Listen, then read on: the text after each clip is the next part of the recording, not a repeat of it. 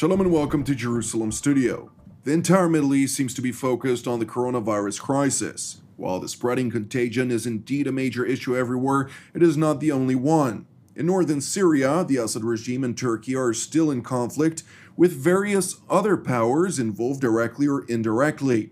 To look at this persistent problem, which will probably outlast even the pandemic, joining our broadcast from all the way from Sao Paulo is Dr. Nir Boms, who is a research fellow at the Moshe Dayan Center. And joining our broadcast from Central Israel is Dr. Eytan Cohen Yanarocak, research fellow at the Jerusalem Institute for Strategy and Security, as well as at the Moshe Dayan Center at Tel Aviv University. Welcome. Thank you very much. I'd like also to welcome here with us in the studio our TV7 analyst, Mr. Amir Oren. I'd like also to immediately start with the first question. What is the current situation in Syria, and to what degree is the situation still severe as it was before this pandemic overshadowed all other reports? From the humanitarian point of view, obviously it is very severe.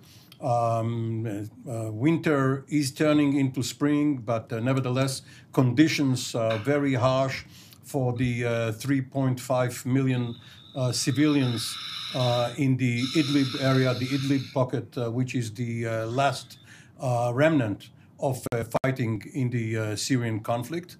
But Idlib is not the only place, and in Idlib there is a sort of a ceasefire and has been in place since early March, because everything seems to be frozen until after the coronavirus has been done away with. There are other places in central or eastern Syria. The Islamic State is back. It is trying to show the locals as well as the other powers involved that it is resurgent. It has mounted attacks on regime forces, and it may take back certain communities. Iran is, of course, meddling in Syrian affairs. Foreign Minister Zarif has been visiting with Bashar al-Assad last week. They have both been, of course, with face masks, as is the Fed now. But no one really knows what has been exchanged behind the masks. Obviously, we will find out later if the Revolutionary Guards do something which will incur Israel's wrath. Israel has been charged by various media outlets as having attacked targets, Iranian or militia targets in Syria. Another power which is involved is obviously the United States. And the United States has asked Turkey via the NATO ambassador, former Senator Hutchison, to refrain from operating the S-400 Russian-made missile technology, advanced missile technology system, in exchange for which the United States will help Turkey on other defense and political fronts. And one should add to that the Libyan problem, in which Turkey and Russia are at loggerheads, with apparently the United States now siding with Turkey as against the Russian efforts, along with Egypt. Indeed. Dr. Cohen Yanarocak, I'd like to refer the next question to you, pertaining specifically to Turkey, actually, before we dive into Syria proper.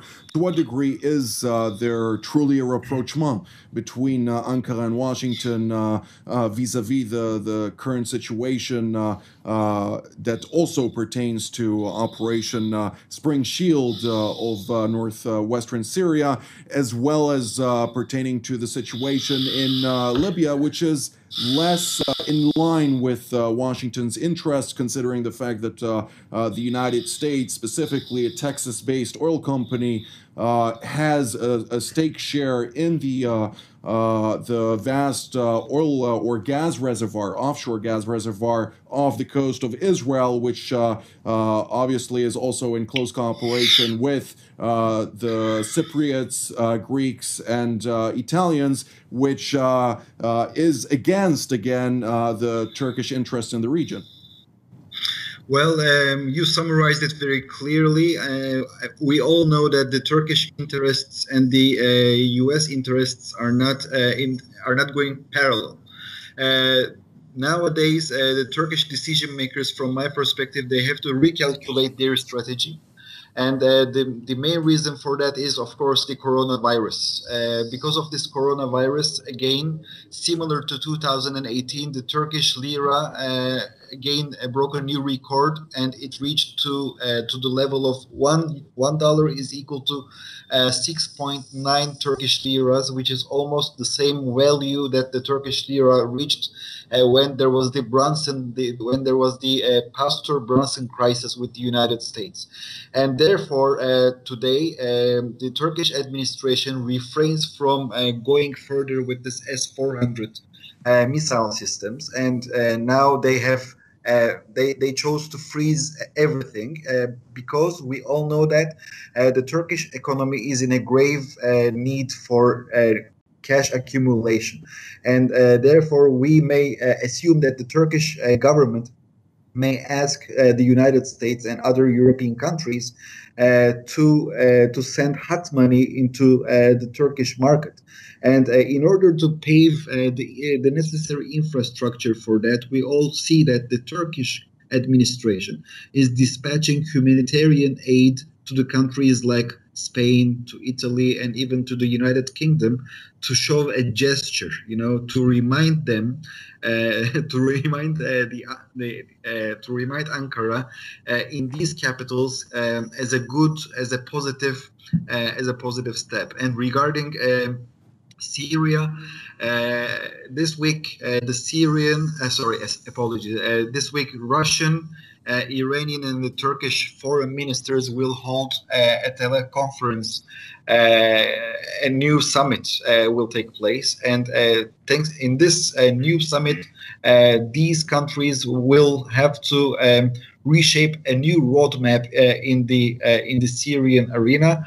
And here again, there is a new challenge. Again, this is the coronavirus, and today I read in the Turkish newspapers that the Turkish administration is also planning to transfer some respiration machines to northern Syrian enclaves, since the numbers of the infected people are, as far as I understand, are on the rise. And of course, this may create another refugee influx into Europe, first of all into Turkey, and then to Europe. Let us remember, approximately at the end of the month of February, because of the friction between Russia, Syria, and Turkey, Mr. Erdogan opened the gates of the Turkish border next to the Greek border.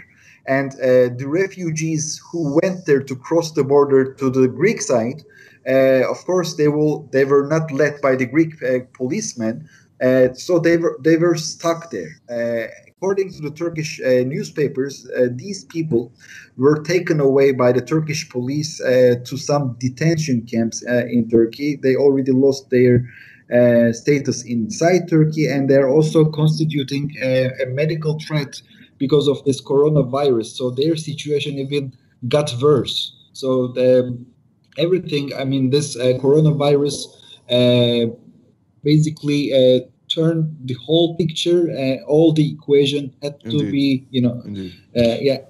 So that's what I wanted to say. Well, I think to a certain degree it's very important to note the fact that a vast majority of those so-called refugees you're speaking about are actually migrants, with most of them actually coming from Afghanistan, Iraq, and those countries around the region, including Africa. Those are not Syrian refugees. Indeed. Dr. Bones, I would like to refer the next question to you.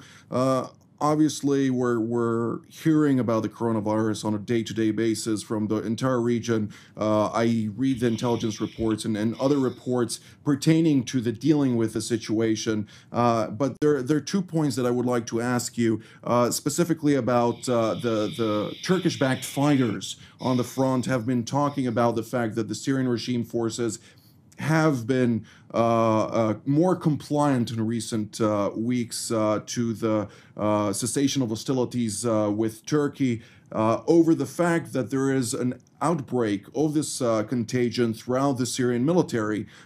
Could you verify to us if this is indeed so, and whether there are more angles to this picture?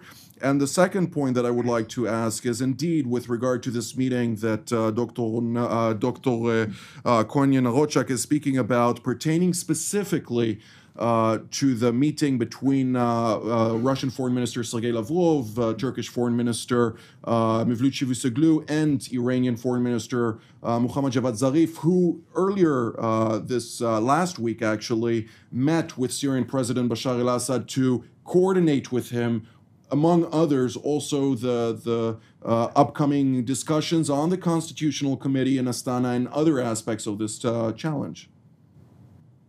Yeah, thank you, Jonathan.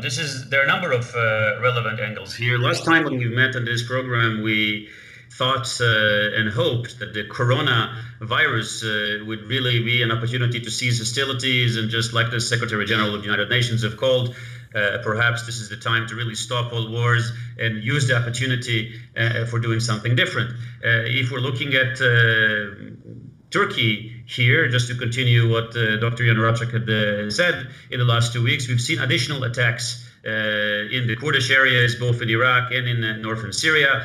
We've seen disputes between different Turkish factions vis-a-vis the Russian involvement on the M4, part of the financial crisis in Turkey, meaning that the Turkish-backed groups are not getting their payment, and now they are trying to protest, and as well as some of the rebels that do not accept the agreement and the joint patrols between the Turkish forces and the Russian forces. And are trying to move to the west side of the Euphrates. So all of this means that the war is far from over. And you actually now have 2 wars, 2 battles, one against the coronavirus, and the other one is just to continue to grab territory. At the same token, at the same time, then we are trying to move forward with the Astana process and re-establish another order in Syria. For the Russians and for us, this is very important. One of the interesting developments that we've seen in the last couple of weeks is that the Russians, who have been the most important backers of the Assad regimes, seems to have soured a little bit with President Assad. A number of reports in the Russian press spoke about the inaptitude of the Syrian administrations of President Assad, blaming him and his close circle in corruptions and inaptitude. Signaling that perhaps some of these ideas of constitutional arrangements, elections, may mean that we may now begin to reopen the question of whether Assad is the long-term solution endorsed by all parties in Syria. And in the midst of it, and referring back to your question, Syria had reported 38 cases for the coronavirus, but all indicators say that the number of actual cases and certainly the people who have been infected is much higher. This is not just about the fact that over 50% of the medical facilities in Syria have been destroyed and are not functioning. So obviously one cannot anticipate a very organized way to test for coronavirus. But it's also because the Iranian land bridge project and the very tight connection between Iran and Syria, again through Iraq and all the way to Lebanon, Iran continued its flights to Damascus and to Lebanon. And it is assumed by most reports that I see that that's had helped increase the number of infected corona virus in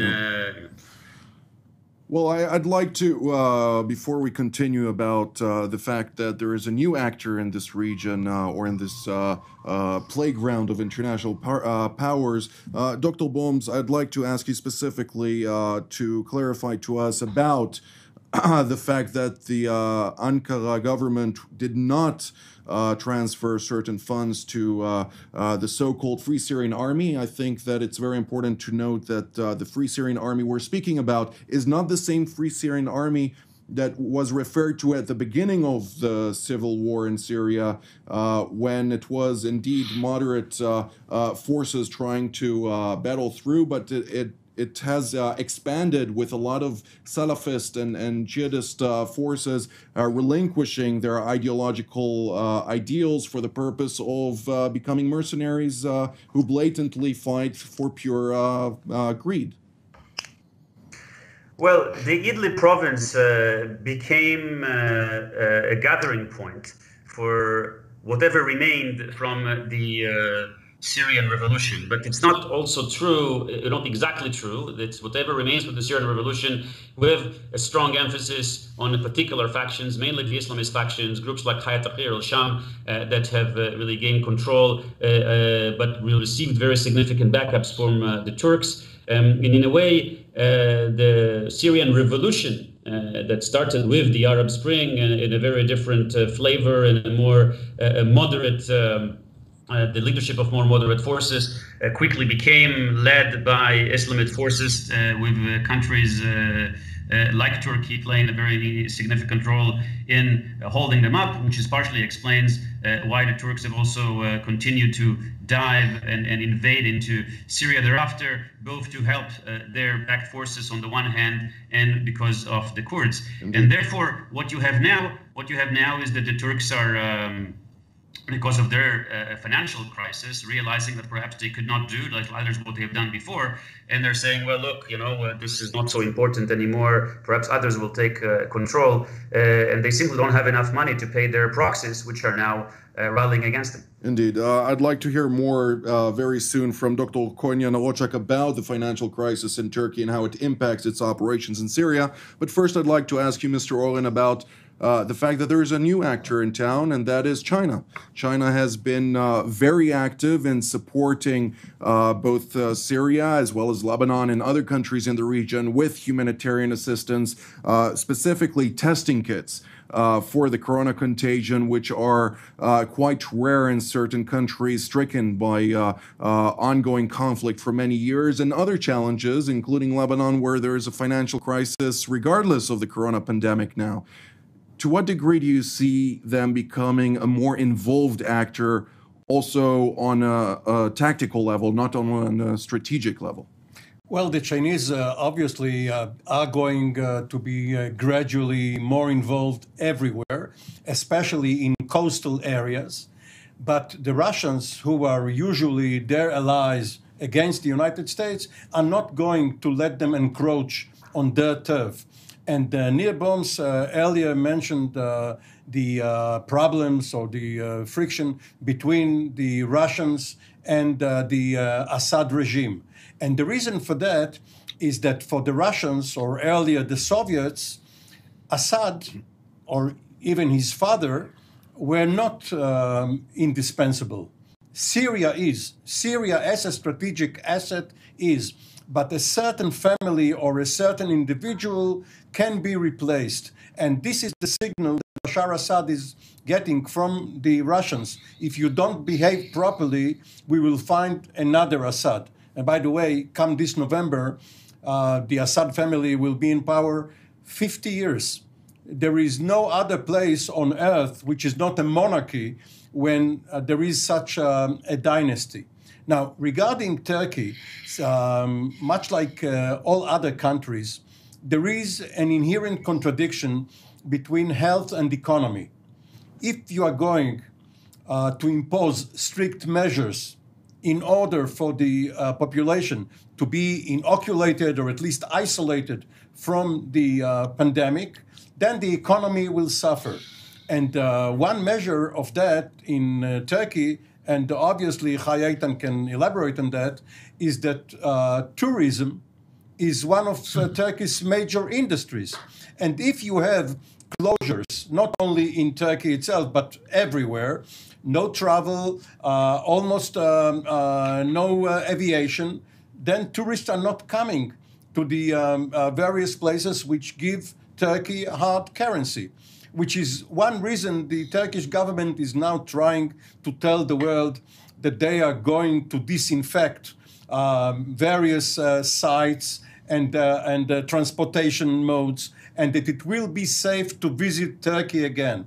Will people be convinced of that before they see that the mortality rate in Turkey itself has gone down to zero? This is very doubtful. Indeed. Dr. Cohen Yanarocak, I'd like to ask you specifically about the Turkish economy, as I asked before. Specifically, however, Mr. Oren spoke about the industry of tourism, which obviously is impacted worldwide. Also here in Israel is very critical at this stage. But not only, also transport. We know that Turkish Airlines is the national airliner of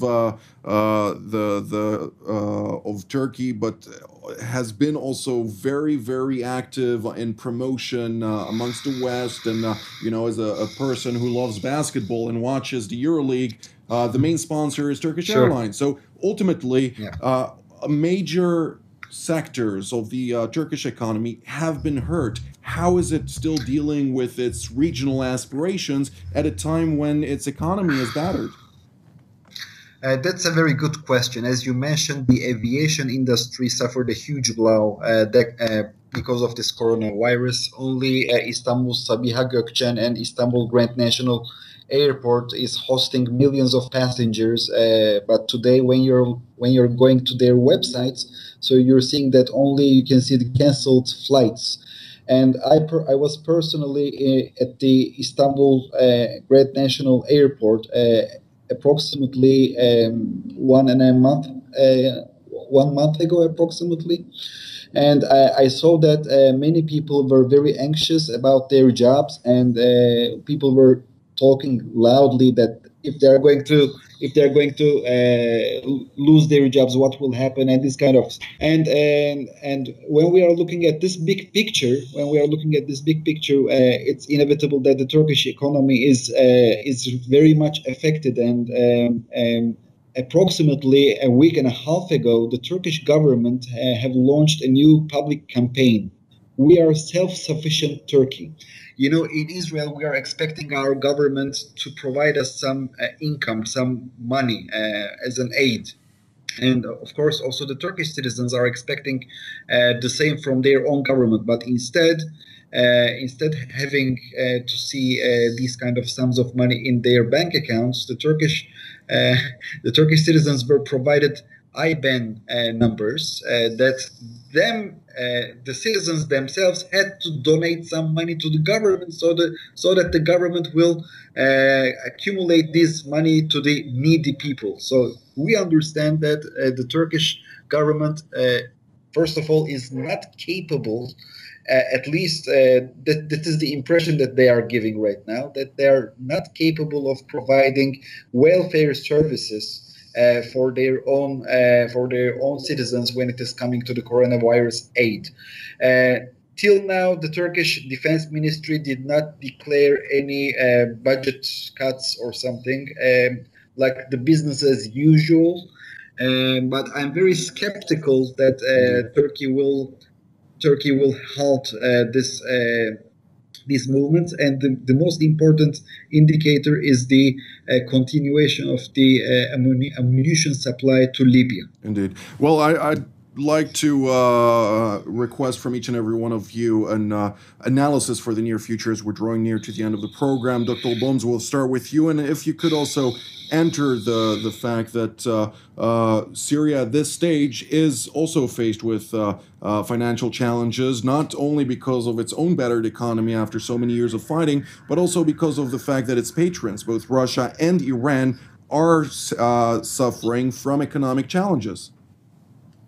For sure. Syria became a sort of a rentier state, very much dependent on others. And when the financial crisis hits all of their allies, and when the war continues, when the Syria is still not stable, it basically means bad news for all of them. Add to that the price of oil. Syria is also an oil producer. This is one of the motivations of the Assad regime, is to take additional control of areas now controlled by others, mainly the Kurds, with the aspiration to get additional income. But that income and the oil prices, again, the prices are and this is for your first point. And for the second point, I believe that unfortunately the Syrian war is not over. It will continue. They're going to see additional clashes in the northern border, and perhaps even some potential manpower change in the upper echelons of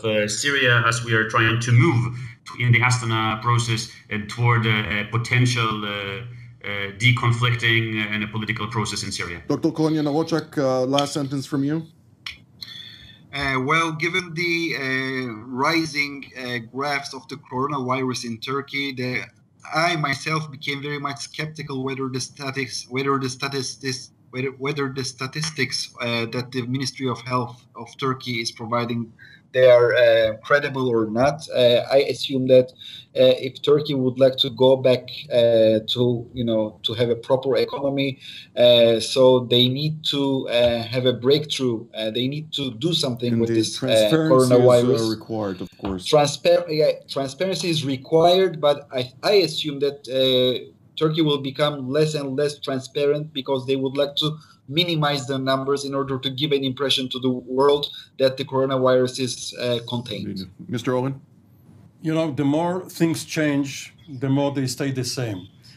Some 9 years ago, a new figure based on the Israeli scene, General Benny Gantz, he was appointed chief of staff, and at that time, Putin ruled Moscow, Erdogan ruled Istanbul, Bashar Assad ruled Syria, and the Syrian civil conflict started there. Now Gantz has joined forces with Benjamin Netanyahu, and the Syrian civil war with outside forces is still with us. Indeed. Well, this is all the time that we have for today. I'd like to thank Dr. Boms, Dr. Cohen Yanarocak, as well as Mr. Owen here with me in the studio.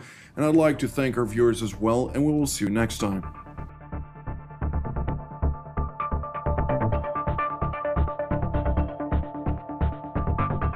You just watched TV7 Jerusalem Studio.